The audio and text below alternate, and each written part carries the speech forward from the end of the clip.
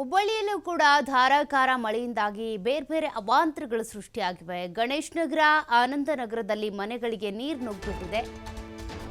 ಒಂದೊಂದು ಕಡೆ ಒಂದೊಂದು ರೀತಿಯ ಅವಾಂತರಗಳು ಸೃಷ್ಟಿಯಾಗಿರೋದು. ಅದರಲ್ಲಿ ಎಲ್ಲಾ ಕಡೆ ಕೂಡ ಒಂದೇ ಅವಾಂತರ ಅಂದರೆ ಅದು ಮನೆಗಳಿಗೆ ನೀರು ನುಗ್ಗೋದು.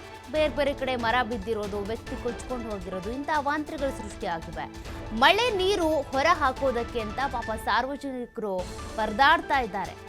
ಮಳೆ ನೀರಿನಲ್ಲಿ ಮುಳುಗಿದಂಥ ಟಿಟಿ ವಾಹನ ಹುಬ್ಬಳ್ಳಿಯ ಗಬ್ಬೂರಿನ ರಾಷ್ಟ್ರೀಯ ಹೆದ್ದಾರಿಯಲ್ಲಿ ಈ ಘಟನೆ ನಡೆದಿದೆ. ಮಳೆ ನೀರಿನಲ್ಲಿ ಟಿಟಿ ವಾಹನ ಮುಳುಗಡೆ ಆಗ್ಬಿಟ್ಟಿದೆ. ಇನ್ನು ಮಳೆಯ ಅಬ್ಬರದಿಂದ ನೀರಿನಿಂದಾಗಿ ರಸ್ತೆಗಳು ತುಂಬೋಗಿದ್ದಾವೆ. ರಸ್ತೆ ಯಾವುದು, ಪಕ್ಕದಲ್ಲಿರುವಂಥ ನದಿ ಕೊಳ್ಳ ಯಾವುದು ಗೊತ್ತಾಗದೇ ಇರುವಂಥ ಪರಿಸ್ಥಿತಿ ನಿರ್ಮಾಣ ಆಗಿದೆ. ನಿನ್ನೆ ಮಧ್ಯಾಹ್ನದಿಂದ ರಾತ್ರಿ ಇಡೀ ಮಳೆ ಹೊಡೆದಿರೋದಕ್ಕೆ ಇಷ್ಟೆಲ್ಲ ಅವಾಂತರಗಳು ಸೃಷ್ಟಿಯಾಗಿರೋದು.